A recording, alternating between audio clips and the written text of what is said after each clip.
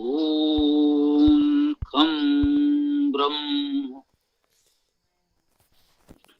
ओम यजुर्वेद अध्याय 34 मंत्र 22।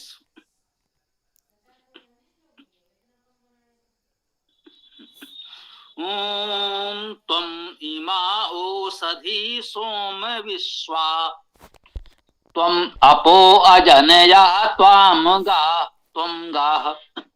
ओम त्वं इमा ओषधि सोम विश्वा त्वं अपो अजनयः त्वं गाः। त्वं आततं उरुअन्तरिक्षं त्वं ज्योतिषावितमो ववर्थ। ये इसमें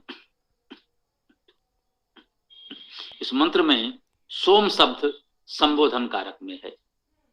सोम को संबोधित किया गया है, हे सोम। सोम शब्द का अर्थ हम जानते हैं, पहले भी आ चुका है, हम लोगों ने चर्चा भी की है, पिछले मंत्र में ही था। पिछले मंत्र में सोम कर्ता कारक में था। सोम कैसे क्या करता है, सोमो ददाति, सोम देता है, इस प्रकार की चर्चा कल हम लोगों ने पिछले मंत्र में की। आज सोम को संबोधित किया जा रहा है। सोम शब्द सु ऐश्वर्य सुप्रसवे सुप्रेरणे धातुओं से निष्पन्न है। सोम शब्द का अर्थ हुआ सृजन ऐश्वर्य प्रेरणा। हे सृजन ऐश्वर्य प्रेरणा से युक्त परमेश्वर,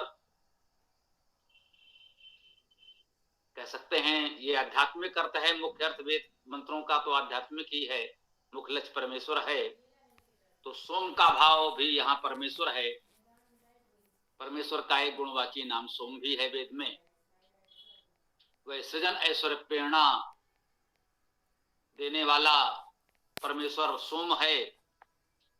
लौकिक अर्थ में इन गुणों से युक्त समाज के मनीषी विद्वान देवजन को कह सकते हैं। कह रहे हैं, हे सोम, हे सृजन ऐश्वर्य प्रेरणा युक्त देने वाले परमेश्वर, तुम इमा ये ओषधि, औषधियां, सोम विश्वा, सोम तो संबोधन में अभी हमने चर्चा की, विश्वा सभी, तुम इमा औषधि विश्वा, तुम इन सभी औषधियों को, इमा विश्वा औषधि, इन सब औषधियों को, इन सभी औषधियों को। औषधि शब्द से हम लोग भली भांति परिचित हैं। वैसे भैया ने भी पढ़ा, औषधि शब्द ऊष दाहे धातु से निष्पन्न माना गया है। सभी विद्वानों ने यही माना है, तो हमने भी माना है, अन्य कोई विकल्प नहीं था। उस धातु का अर्थ उष्ण होना, दाह होना, हिंसा का अर्थ भी है। अब औषधि को जिस रूप में हम जानते मानते हैं, उनमें ये अर्थ क्या उपयुक्त लगता है, ये प्रश्न उठा, हम सबके मन में उठेगा। उसके पश्चात है औषधि, धारण करने वाला। जो इन सबको धारण कर सके वो औषधि। जब हम उष्णता, दाह, रोग आदि से पीड़ित होते हैं, तो इनको जो धारण रक्षण कर सके, धी का धारण पोषण रक्षण करना, जो ये हिंसा, उष्णता, दाह से हमारा रक्षण कर सके, हमारे जीवन को धारण कर सके, बचा सके, उसे औषधि कहते हैं। इस प्रकार से जब अर्थ को समझा, तब समझ में आया औषधि शब्द कैसे सार्थक है। तो कह रहे हैं, तुम इमा औषधि सोम विश्वा, हे सोम सृजन ऐश्वर्य प्रेरणा परमेश्वर, तुम इन सभी औषधियों को, तुम अपो अपह को अजनया त्वं गा, क्रियापद आया अजनया, उत्पन्न किया है या उत्पन्न करते हो। अजनया में आ क्रिया उपसर्ग है, जन धातु का अर्थ उत्पन्न करना, स्पष्ट है, सब जानते हैं, हम सब लोग परिचित हैं।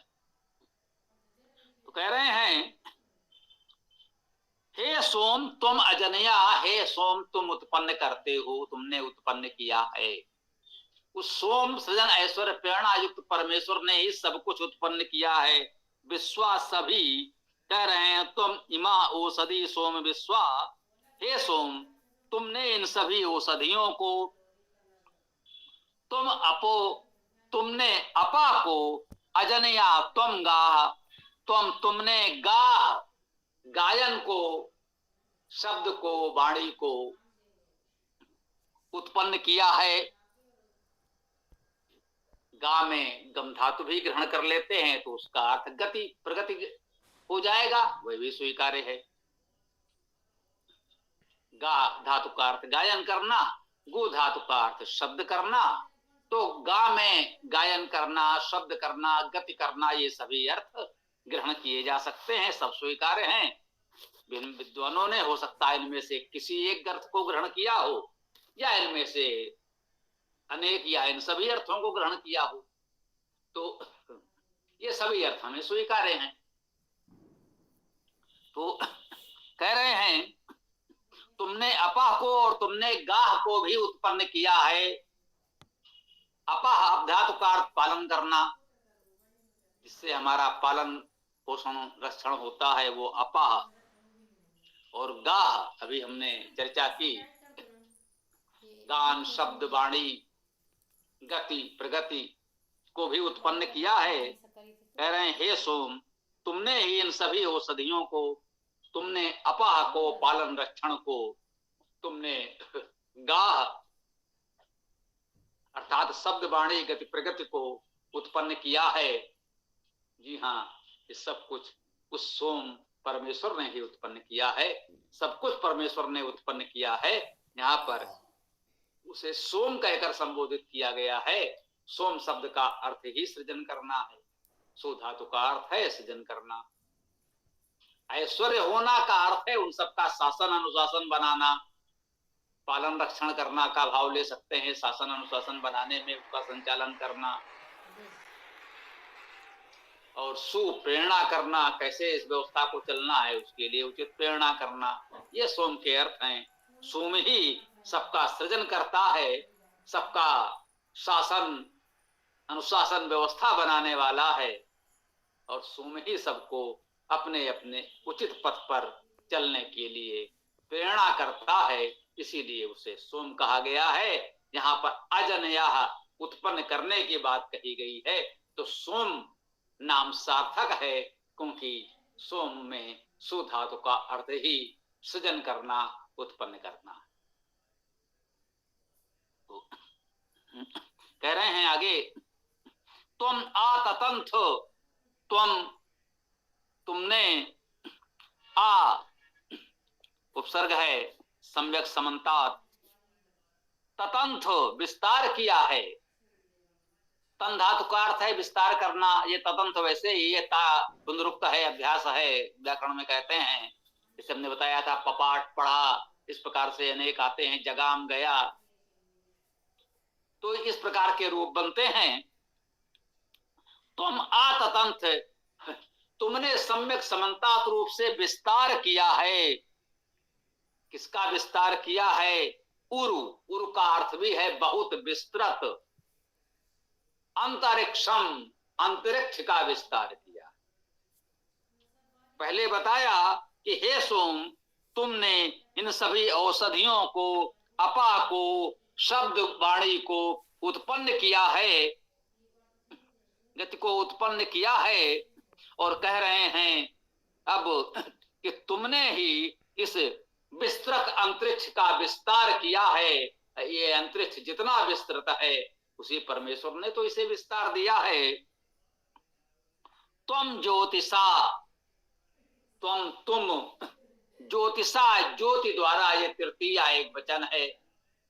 ज्योति द्वारा, ज्योति के साथ, प्रकाश के साथ, प्रकाश द्वारा वितमो वर्थ, भी उपसर्ग है विशेष, तमो तम, तमस, ये तमस का ही रूप तमो है। ये तमस, तमः विसर्ग, तमस का सा विसर्ग के रूप में व्यक्त होता है तमः, और तमः से बन गया तम। तमस का अर्थ सामान्यतः हम लोग जानते हैं अंधकार होता है। धातुज अर्थ में इसका अर्थ इच्छा करना, दुख होना, अंधकार होना, ये सब होते हैं। इच्छा और दुख ही जीवन में अंधकार ला देते हैं। इस रूप में भी इसे समझने का प्रयास करें तो और आनंद आएगा। ये हमारी जब असीमित इच्छाएं होती हैं, व्यवहारिक इच्छाएं होती हैं, तो उनसे ही जीवन में दुख आता है, जीवन अंधकारमय हो जाता है। तो इच्छाओं पर नियंत्रण रखें तो ये दुख या इस दुख का अंधकार हमारे जीवन में ना आए। तो तुम ज्योतिषा, तुम ज्योति द्वारा, प्रकाश द्वारा, वितमो ववर्थ, ये विशेष रूप से अंधकार को या ये अंधकार उत्पन्न करने वाली असीमित इच्छाओं को ववर्थ नष्ट करते हो। ववर्थ में भी ब्री धातु ग्रहण की गई है, त्याग करना, हटाना, आच्छादित करना। इन इस अंधकार को हटाते हो। ज्योति के द्वारा इस तमस को, अंधकार को हटाते हो, ऐसा कहा जा रहा है। यदि अंधकार को हटाना है तो क्या करें? बस ज्योति प्रज्वलित कर लें तो अंधकार तो स्वतः हट जाएगा। अंधकार को हटाने के लिए और कोई प्रयास करना ही नहीं है। आप अंधकार को भगाने के लिए प्रयास करेंगे, अंधकार को हटाने के लिए प्रयास करेंगे, अंधकार कभी नहीं हटेगा। अंधकार को हटाना है तो अंधकार से लड़ना छोड़ दीजिए, अंधकार को हटाने का सारा प्रयास छोड़ दीजिए, केवल एक कार्य करिए, प्रकाश उत्पन्न कर दीजिए, अंधकार स्वतः हट जाएगा। इसको हम लोग कहते हैं कि अंधकार को कोसने से अंधकार दूर नहीं होगा। अंधकार को दूर करना है तो एक दीपक जलाइए, ज्योति उत्पन्न कीजिए, प्रकाश उत्पन्न कीजिए, अंधकार स्वतः दूर हो जाएगा, अंधकार स्वतः समाप्त हो जाएगा। अंधेरे को कोसने से अंधेरा दूर नहीं होगा। एक दीपक जलाइए, प्रकाश फैलाइए, अंधकार स्वतः समाप्त हो जाएगा। इसे एक महत्वपूर्ण सूक्त के रूप में जीवन में ग्रहण कर लें, धारण कर लें, और संभव हो इस वेद मंत्र को, इस वेद मंत्र के इस अंतिम चरण को हम सब लोग अगर यदि स्मरण कर लें, तुम ज्योतिषा वितमो वर्थ, ज्योति के द्वारा तमस का, अंधकार का को नष्ट करते हो, उसे दूर करते हो, हटाते हो। कहते हैं तुम ज्योतिषा वितमो वर्थ, इसे एक सूक्त के रूप में स्मरण कर लें कि तुम प्रकाश के द्वारा अंधकार को हटाते हो। वर्थ में भी ये वाक्य पुनरुक्त उसी प्रकार से, जैसा कि अभी हमने बताया, पपाठ आदि जो होते हैं तपंथ भी इसमें आया, उसी रूप में ये वर्थ भी है। ये भी एक क्रिया रूप है जो संस्कृत भाषा में होता है। तो इस सूक्त को हम स्मरण करें। इस वेद मंत्र ने हमको बहुत उत्तम संदेश, बहुत उत्तम प्रेरणा, बहुत उत्तम सूक्त दे दी है। एक छोटा सा इस मंत्र का अंतिम चरण, तुम ज्योतिषा वितमो ववर्थ, तुम प्रकाश के द्वारा अंधकार को हटाओ। अंधकार को हटाने का यही एक और केवल एकमात्र उपाय है। ज्योतिषा वितमो ववर्थ, ज्योति के द्वारा, प्रकाश के द्वारा अंधकार को हटाओ। इस उत्तम प्रेरणा के साथ, इस सूक्त के साथ हम इस चर्चा को विराम देते हैं। अब आप लोग अपने प्रश्न विचार आदि रख सकते हैं। ओम।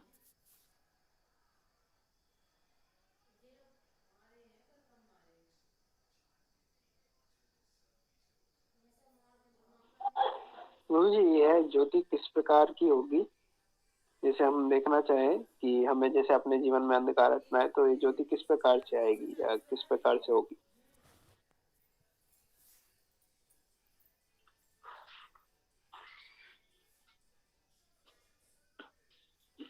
देखिए, जो कहें सिद्धांत रूप में तो ये बात ठीक है, जैसे हमने कहा कि अंधकार को कोसने से अंधेरा दूर नहीं होगा।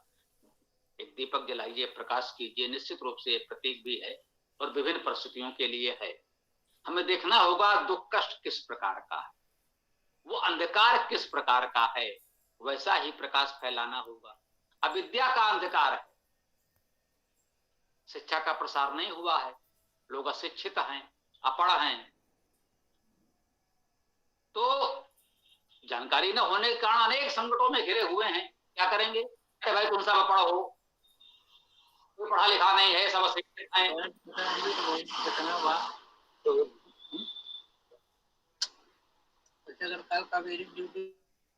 हाँ, सिताराम जिसका ध्यान रखें, संयोग से किसी के साथ हो तो उसका माइक बंद कर दें, तो ध्यान रखिएगा।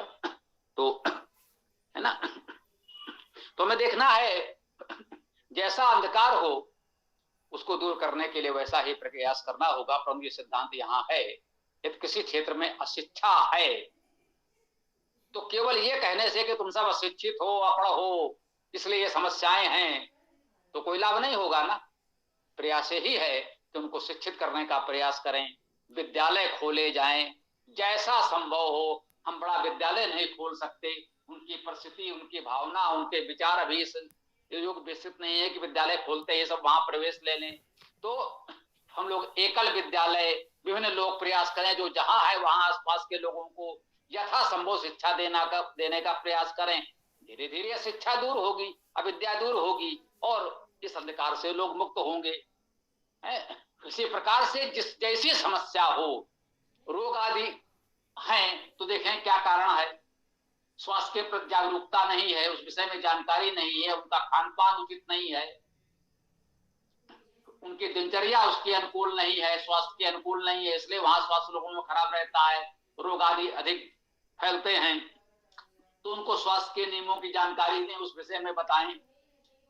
तो यही देखना होता है कि जिस प्रकार का अंधकार है, जो समस्या है, उसके अनुकूल हमें प्रकाश फैलाना होता है, तो समस्या दूर हो सकती है। यदि हम आपकी बात को समझ पाए हों, समझा पाए हों, तो अच्छी बात है। और कुछ कहना चाहें तो कह सकते हैं पुलकित जी, स्वागत है। हाँ गुरु जी, मैं ये पूछना चाह रहा था, जैसे कि हम तो फैला सकते हैं जिन चीजों की हमें जानकारी हो। यदि हमारे जैसे इस मंत्र में आया है कि वो हमको अंधकार से दूर हटाता है प्रकाश द्वारा, ज्योति द्वारा, तो वो मैं जानना चाह रहा था कि ईश्वर किस प्रकार से हटाता है, स्वयं किस प्रकार से हमारे अंधकार को ज्योति से हटाएगा या हटाता है?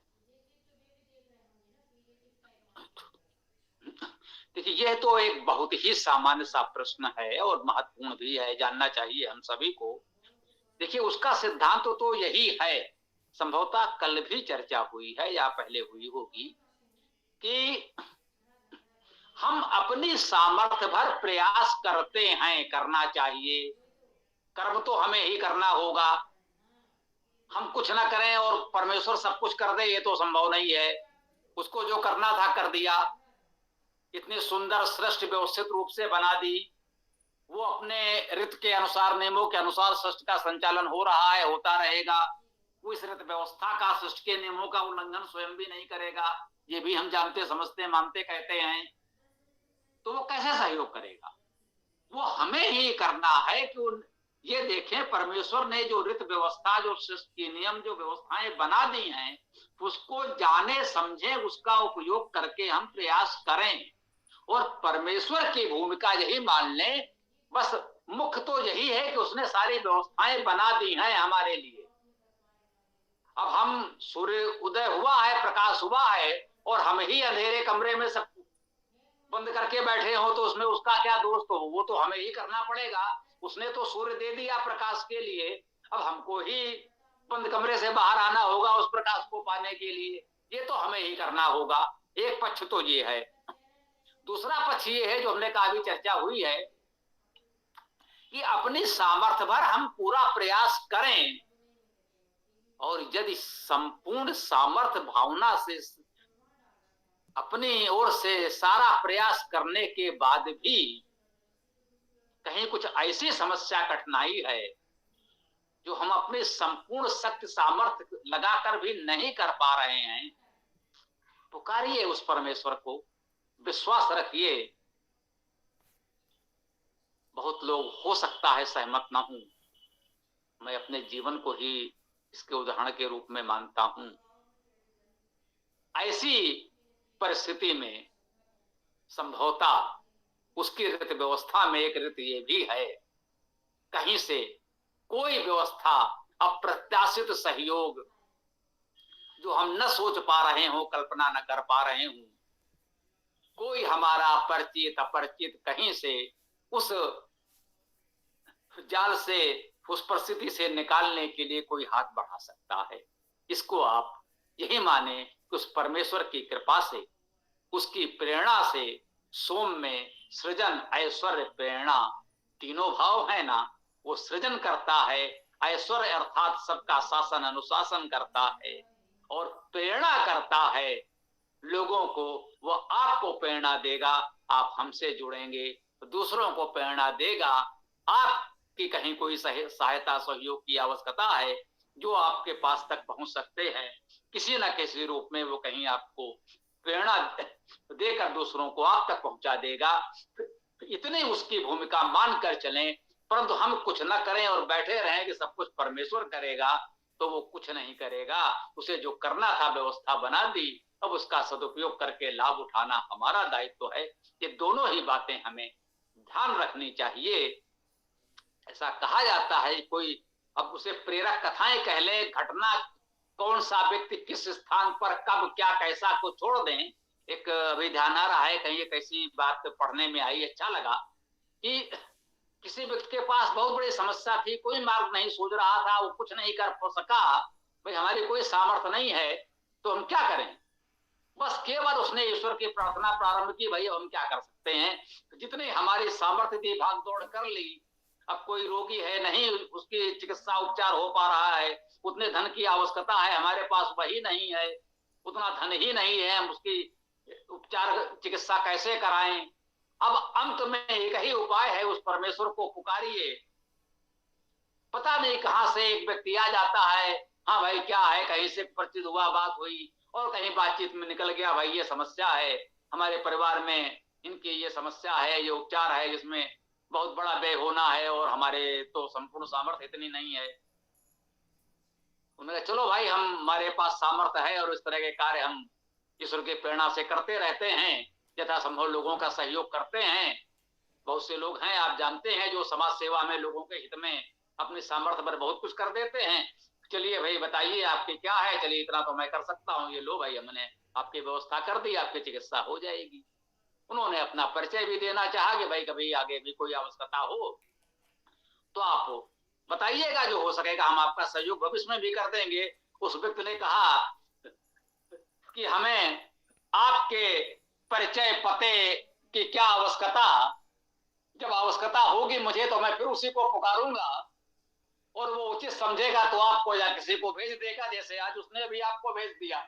मैं तो आपको नहीं जानता था, आपको उसी ने भेजा ना, उसने प्रेरणा दी, उसकी प्रेरणा से आप आ गए, तो भविष्य में भी जब कोई आवश्यकता होगी तो मैं तो उसी से कह दूंगा और वो उचित समझेगा तो आपको या किसी अन्य को भेज देगा। हो सकता है ये घटना शब्द सा सत्य ना हो, परंतु इससे मिलती जुलती, इससे भी बड़ी घटनाएं वास्तव में सत्य में घटित हुई हैं इतिहास में। वह सब हम जानते हैं, उतना विस्तार नहीं किया जा सकता यहाँ। ऐसी परिस्थितियों में ऐसा होता है, पर बात यही है कि अपने सामर्थ्य पर हम संपूर्ण प्रयास करें, फिर छोड़ दें, ऐसी स्थिति में उसका सहयोग साथ सहायता हमको प्राप्त हो जाती है। वो इस रूप में वो सहयोग करता है, जो कहा गया है ज्योतिषा बवर्थ, वो प्रकाश के द्वारा अंधकार को इस प्रकार से दूर करता है, ये कह सकते हैं। मतलब स्पष्ट कर दें, इसको हम समापन करते हैं।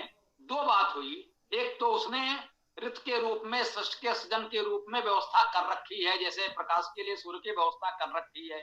अब हमको सूर्य का प्रकाश का लाभ लेना है तो हमें बाहर सूर्य के प्रकाश में स्वयं आना होगा। अब एक ये है कि हम सारे प्रयास करके भी हम नहीं आ पा रहे हैं।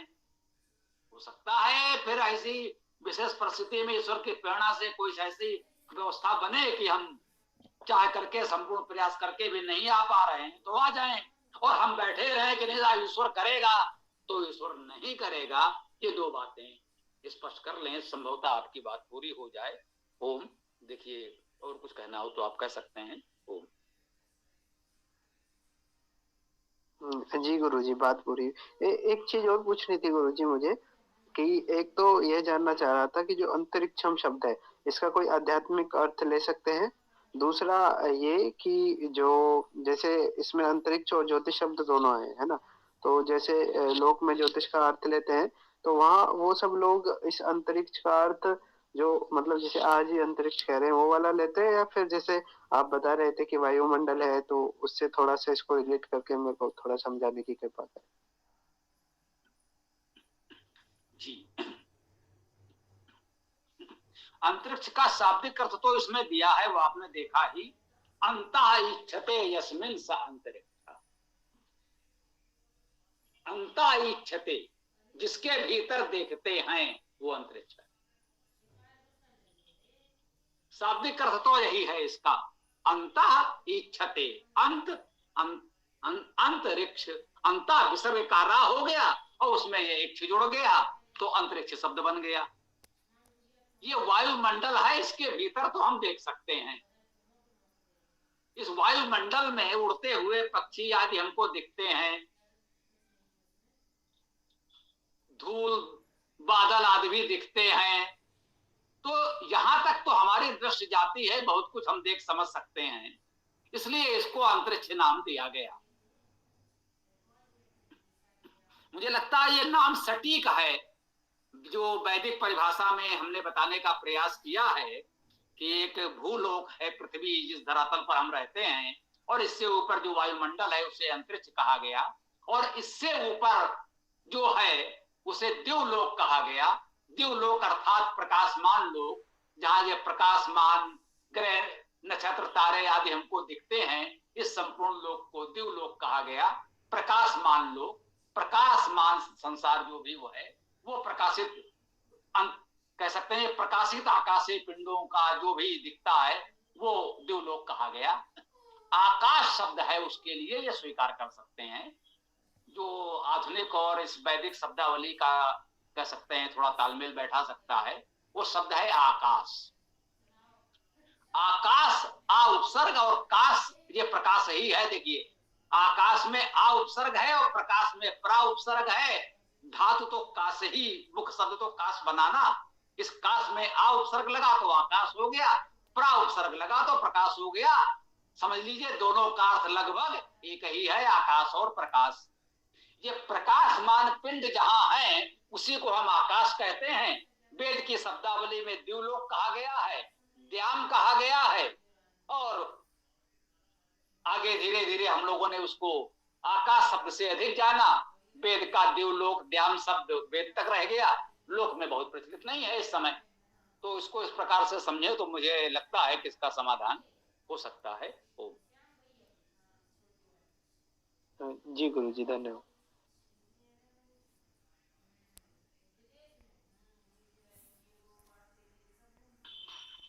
जी, और किसी का कोई प्रश्न विचार हो तो रख सकते हैं, अन्यथा वेदाष्टक पाठ से समापन करेंगे। ओम।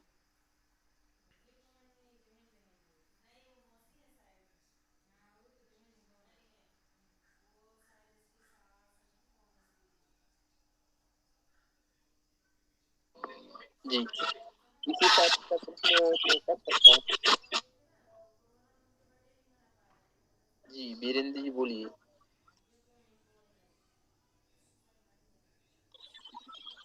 नहीं गुरु जी, कुछ बोलना नहीं था, ऐसे ही बटन में हाथ रखा गया।